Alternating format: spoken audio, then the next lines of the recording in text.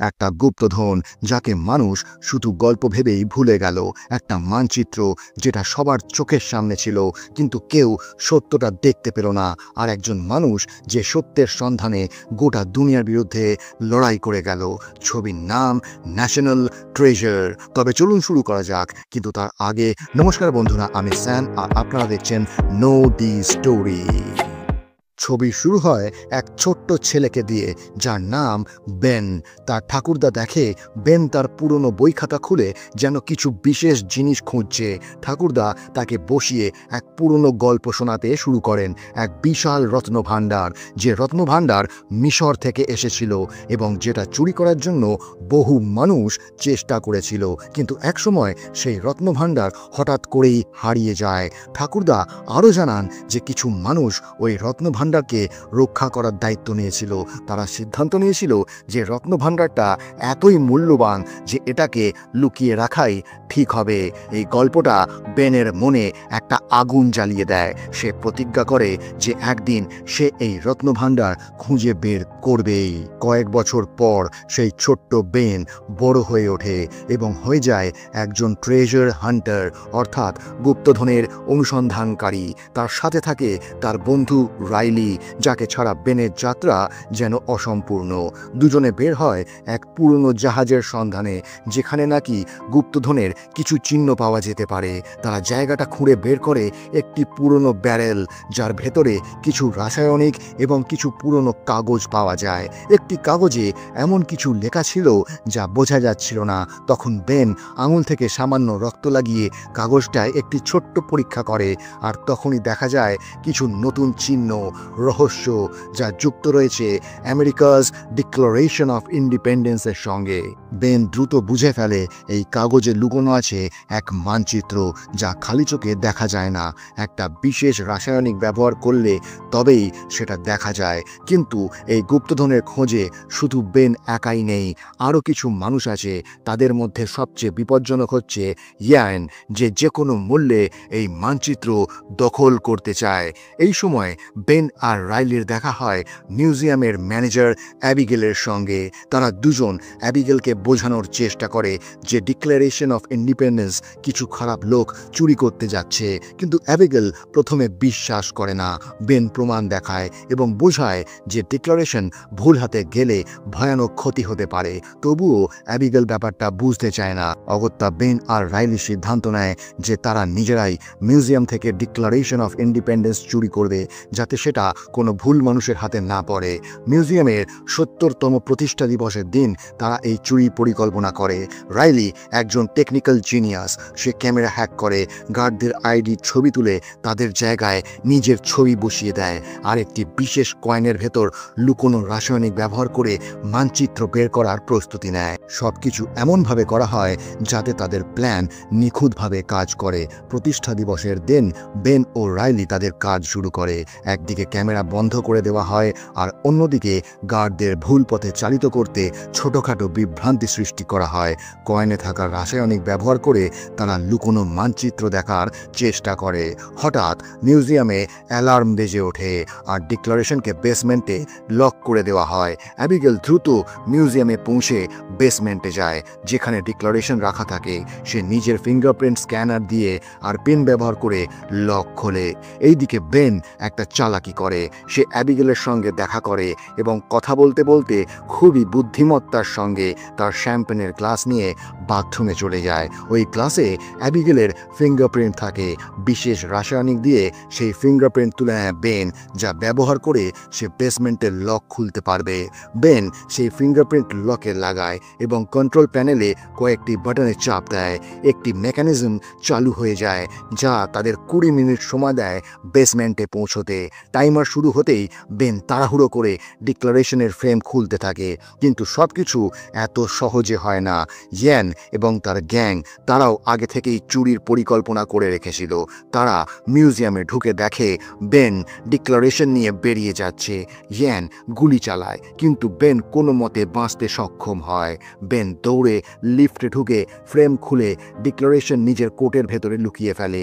তারপর একটি book store দিয়ে বেরিয়ে যাওয়ার চেষ্টা করে, কিন্তু সেখানে থাকা এক মেয়ে তাকে দেখে জিজ্ঞেস করে, আপনি কি ডিক্লারেশন চুরি করতে এসেছেন? এটা শুনে বেন এক মুহূর্তের জন্য ঘাবড়ে যায়, কিন্তু আসলে সেই বুক স্টোরে ডিক্লারেশন অফ ইন্ডিপেন্ডেন্সের অনেক নকল কপি বিক্রি হচ্ছিল, যা সাধারণ মানুষের জন্যই রাখা ছিল। বেন দ্রুত নিজেকে সামলে নেয় এবং একটি নকল কপি কিনে ফেলে। তারপর সেখান থেকে বেরিয়ে যেতে থাকে। এদিকে অ্যাবিগেল দেখে বেন হাতে কিছু নিয়ে দোকান থেকে বের হচ্ছে। সে তার পিছু নেয় এবং তাকে থামিয়ে দেয়। বেন আবারও নার্ভাস হয়ে পড়ে। এদিকে মিউজিয়ামের গার্ডরা ততক্ষণে বুঝে যায় যে ডিক্লারেশন চুরি হয়ে গেছে। তারা সঙ্গে সঙ্গে অ্যালার্ম বাজিয়ে দেয়। এতে অ্যাবিগেল নিশ্চিত হয়ে যায় যে বেনই ডিক্লারেশন চুরি করেছে এবং তার হাতের জিনিসটাই আসল ডকুমেন্ট। রাগে সে বেনের হাত থেকে ডিক্লারেশন কেড়ে নেয়। বেন বোঝানোর চেষ্টা করে যে তারা আসলে চুরি রোধ করতে এসেছিল, কিন্তু অ্যাবিগেল তা বিশ্বাস করে না। ঠিক তখনই আসে এক বড় টুইস্ট। হঠাৎ ইয়ান এবং তার গ্যাং সেখানে উপস্থিত হয় এবং অ্যাবিগেলকে জোর করে তাদের গাড়িতে তুলে নিয়ে যায়। বেন আর রাইলি তাদের পিছু নেয়। কোনো মতে অ্যাবিগেল ইয়ানকে ধোঁকা দিয়ে তার গাড়ি থেকে লাফিয়ে বেনের গাড়িতে উঠে আসে। এই বিশৃঙ্খলার মধ্যে ডিক্লারেশন ইয়ানদের হাতে চলে যায়, কিন্তু ইয়ান যখন সেটা খুলে দেখে তখন বোঝে যে সেটা আসল নয়। এটা সেই $35 দিয়ে কেনা নকল কপি যা বেন বুক স্টোর থেকে কিনেছিল। এতে ইয়ান রাগে ফেটে পড়ে। এদিকে বেন নিজের বাড়ি ফিরে যায় না, কারণ সে জানে যে নকল কপি সে কিনেছিল তার পেমেন্ট সে কার্ডে করেছিল এবং FBI খুব সহজেই সেই কার্ডের ডিটেলস থেকে তার ঠিকানা খুঁজে বের করে তার বাড়িতে পৌঁছে যাবে। এবং ঠিক তাই হয়। FBI বেনের ঠিকানা বের করে এবং তার বিরুদ্ধে লুকআউট নোটিশ জারি করে। তবে FBI এটাও বুঝতে পারে যে ডিক্লারেশনের পেছনে শুধু একজন চোর নয়, আরও অনেকে রয়েছে যারা যে কোনোভাবে এটা পেতে চায়। এখন বেন সিদ্ধান্ত নেয় যে সে তার বাবার বাড়িতে যাবে। ওখানে পুলিশ এত তাড়াতাড়ি পৌঁছতে পারবে না। অ্যাবিগেলও তাদের সঙ্গে থাকে, কারণ যেভাবেই হোক তাকে আসল ডকুমেন্ট উদ্ধার করতেই হবে, না হলে তার চাকরি চলে যেতে পারে। বেন আর তার টিম জানতে পারে যে ডিক্লারেশনের পেছনে একটি বিশেষ কেমিক্যাল রিয়াকশন করলে একটা গোপন মানচিত্র দেখা যায়। যে পুরনো কাগজটা তারা আগেই পেয়েছিল তাতে কিছু নম্বর আর লাইন লেখা ছিল। এগুলো আসলে পেজ নম্বর, লাইন নম্বর এবং ওয়ার্ড নম্বর। বেন লেবুর রস আর গরম নিঃশ্বাসের সাহায্যে সেই লুকোনো মানচিত্র দেখতে পায়। ওই পেজ নম্বর, লাইন নম্বর আর নির্দিষ্ট শব্দ তাদের পরবর্তী সূত্রের দিকে নিয়ে যায়। তারা সেই সূত্র ধরে রওনা হওয়ার প্রস্তুতি নেয়, কিন্তু যাওয়ার আগে বেন নিজের বাবাকে চেয়ারে বেঁধে রাখে, যাতে পুলিশ এসে বুঝতে পারে যে বেনের বাবা কিছুই জানেন না। অন্যদিকে আমরা দেখি রাইলি একটি ছোট ছেলেকে দিয়ে কিছু টাকা দিয়ে বলে যে মিউজিয়ামের একটি নির্দিষ্ট জায়গা থেকে কিছু শব্দ লিখে নিয়ে আসতে। যতক্ষণে ছেলেটি ফিরবে ততক্ষণে রাইলি রাস্তায় একটি বাস দেখে যার গায়ে কিছু লেখা ছিল। সেই লেখা পড়তেই তার মাথায় হঠাৎ কিছু জিনিস পরিষ্কার হয়ে যায়। সে দৌড়ে বেনের কাছে যায়। বেন সেই শব্দগুলো পরীক্ষা করে বুঝতে পারে এটা একটা ধাঁধা, যেখানে একটি ঘন্টা রয়েছে। সেই ঘন্টায় সূর্যের আলো পড়লে যে ছায়া তৈরি হয় তাদের সেই ছায়ার দিকেই এগোতে হবে। ঠিক তখনই তারা একটি পুরনো নোট খুঁজে পায়, যেখানে একটি ঘড়ির ছবি আঁকা ছিল এবং তাতে সময় দেখাচ্ছিল দুপুর 2:22। তারা বুঝে যায় যে এই সময়টিতে তাদের সেই ঘড়ির আশেপাশে থাকতে হবে। এদিকে ইয়ানো মিউজিয়ামে পৌঁছয় এবং দেখে যে একটি ছোট ছেলে নির্দিষ্ট জায়গা থেকে শব্দ লিখছে এবং তারপর বাইরে এসে কাউকে খুঁজছে। ইয়ান বুঝে যায় যে সে হয়তো বেন বা তার টিমকেই খুঁজছে। তাই ইয়ান সেই ছেলেকে আরও টাকা দিয়ে সেই সমস্ত শব্দ নিজের কাছে নিয়ে নেয়। পরে গুগলে সেই শব্দগুলো সার্চ করে আর সেও সেই ঘন্টা সম্পর্কে তথ্য জেনে ফেলে। এদিকে বেন, রাইলি আর অ্যাবিগেল ঠিক সময় মতো সেই বেল আর ঘড়ির কাছে পৌঁছে যায়। তারা দেখে ঘড়ির ছায়া দেয়ালের এক বিশেষ জায়গায় পড়ছে। বেন সেই জায়গা খুঁড়ে একটি পুরনো চশমা খুঁজে পায়। তারা সেখান থেকে বেরোতেই হঠাৎ ইয়ান এবং তার দল তাদের উপর আক্রমণ করে এবং ডিক্লারেশন ছিনিয়ে নেয়। ঠিক এই সময় পুলিশ আসে এবং বেনকে গ্রেফতার করে। করে। রাইলি ও অ্যাবিগেল কোনো মতে পুলিশকে ফাঁকি দিয়ে সেখান থেকে পালিয়ে যায়। পুলিশের হাতে শুধু সেই চশমাটাই থাকে। ডিক্লারেশন তো ইয়ানের হাতে। ঠিক তখনই ইয়ান বেনকে ফোন করে জানায় যদি সে নিজের সাথীদের বাঁচাতে চায় তবে তাকে সেই চশমা দিতে হবে। সঙ্গে একটি ঠিকানাও পাঠিয়ে দেয়। পুলিশ বুঝে যায় ইয়ানকে ধরতে হলে বেনকে ছাড়া বিকল্প নেই, তাই তারা বেনকে ছেড়ে দেয়। তবে তার ওপর কঠোর নজর রাখা শুরু করে। পরের দিন বেন ইয়ানের সাথে দেখা করতে একটি জাহাজের ডকে যায়। সেখানে ইয়ানের লোকেরা চুপি চুপি এসে তাকে সমুদ্রের জলে ঝাঁপ দিতে বলে যাতে পুলিশকে ফাঁকি দেওয়া যায়। বেন ঠিক তাই করে। জলের নিচে ইয়ানের একজন লোক আগেই একটি অক্সিজেন মাস্ক নিয়ে অপেক্ষা করছিল। সে সঙ্গে সঙ্গে বেনকে মাস্ক পরিয়ে দেয় এবং তাকে আরেকটি ডকে নিয়ে যায়। সেখানে বেনের দেখা হয় ইয়ানের সাথে। ইয়ান তাকে বলে তাদের সঙ্গে মিলে সেই গুপ্তধন খুঁজতে, কিন্তু বেন রাজি হয় না। তখন ইয়ান বেনকে তার বাবাকে দেখায়, যাকে তারা অপহরণ করে রেখেছিল। এবার বেনের রাজি হওয়া ছাড়া আর কোনো উপায় থাকে না। এর পরের দৃশ্যে দেখা যায় সবাই মিলে একটি পুরনো চার্চে যায় এবং একটি কফিন ভাঙতে শুরু করে। কফিনের ভেতরে তারা একটি গোপন পথ খুঁজে পায়। সেই পথ ধরে তারা ভেতরে নামতে থাকে এবং খুব পুরনো ভগ্নস্তূপের মতো একটি বিপজ্জনক সিঁড়ি দেখতে পায়। সবাই সেই সিঁড়ি বেয়ে নামতে থাকে। তখন হঠাৎ একজন লোক সিঁড়ি ভেঙে নিচে পড়ে যায়। তবুও বাকিরা কোনো রকমে বাঁচতে বাঁচতে একটি চেম্বার পর্যন্ত পৌঁছে যায়, কিন্তু সেখানে কোনো গুপ্তধন ছিল না। এটা দেখে ইয়ান খুব রেগে যায়। তার মনে হয় বেন তাকে ধোঁকা দিচ্ছে। সে হুমকি দিয়ে বলে সত্যি কথা বলো, না হলে তোমাদের সবাইকে এখানে ফেলে রেখে আমরা চলে যাব। তখন বেনের বাবা বলে তারা আসলে ভুল জায়গায় এসেছে। আসল গুপ্তধন অনেক দূরের আরেকটি চার্চে আছে। এটা শুনে ইয়ান বেরিয়ে যেতে থাকে। বেনের বাবা অনুরোধ করে বলে তাদেরও নিয়ে যেতে, কিন্তু ইয়ান তা শোনে না এবং চলে যায়।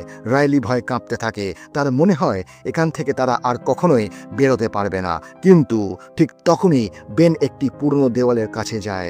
সেখানে একটি চোখের প্রতীক আঁকা ছিল। সে দেওয়ালের নিচে লুকোনো একটি ছোট বোতাম খুঁজে পায়। বোতামটি চাপতেই পুরো দেওয়াল কেঁপে ওঠে। দেওয়াল ধীরে ধীরে সরে গিয়ে একটি গোপন পথ খুলে যায়। সবাই সেই পথ দিয়ে ভেতরে প্রবেশ করে। ভেতরের পরিবেশ ঘন অন্ধকার, স্যাঁতস্যাঁতে, রহস্যময়, আর চারিদিকে চকচক করছে অমূল্য হিরে, সোনার টুকরো আর বিভিন্ন দুষ্প্রাপ্য জিনিস। এক সম্পূর্ণ গুপ্তধন যা যুগ যুগ ধরে লুকিয়েছিল। সবাই খুশিতে ভরে যায়। আর সেই গুপ্তধনের জায়গার ভেতরে তারা আরেকটা রাস্তা খুঁজে পায়, যেটা দিয়ে তারা বাইরে বেরিয়ে আসে। বাইরে এসে বেন ডিক্লারেশন অফ ইন্ডিপেন্ডেন্স পুলিশের হাতে তুলে দেয় এবং বলে এই গুপ্তধন এই দেশের ঐতিহ্য, এটা সরকারেরই পাওয়া উচিত। FBI অফিসার হেসে বলে বেন, ডিক্লারেশন চুরি করার জন্য কাউকে না কাউকে তো জেলে যেতেই হবে। বেন হাসতে হাসতে বলে ঠিক আছে, তাহলে আমি ইয়ানের ঠিকানা দিয়ে দিচ্ছি। আর এভাবেই ইয়ান এবং তার টিম ধরা পড়ে যায়। পরে বেনকে সরকারের পক্ষ থেকে গুপ্তধনের একটা অংশ দেওয়া হয়, কিন্তু বেন শুধু একটা ছোট অংশ রাখে। সেটাও সে তার বন্ধু রাইলিকে দিয়ে দেয়। রাইলি তার স্বপ্নের গাড়ি কিনে ফেলে, আর বেন আর অ্যাবিগেল একটি নতুন বাড়ি নেয় এবং ওরা দুজনে জীবনের এক নতুন অধ্যায় শুরু করে। আর এর মধ্যে দিয়ে এই গল্প এখানেই শেষ হয়ে যায়। তো বন্ধুরা, যদি এই গল্পটা আপনাদের ভালো লেগে থাকে তাহলে ভিডিওটি লাইক করুন, আপনাদের বন্ধুদের সঙ্গে শেয়ার করুন। আর এরকমই আরও সিনেমার গল্প শোনার জন্য আমাদের চ্যানেল নো দি স্টোরি বেঙ্গলিকে সাবস্ক্রাইব করতে ভুলবেন না। আপনাদের একটা সাবস্ক্রিপশন আমাদের নতুন নতুন গল্প শোনাতে উৎসাহ দেয়। দেখা হবে পরের ভিডিওতে আরও এক মন ছুঁয়ে যাওয়া গল্প নিয়ে। ততক্ষণ নিজের খেয়াল রাখুন। ধন্যবাদ।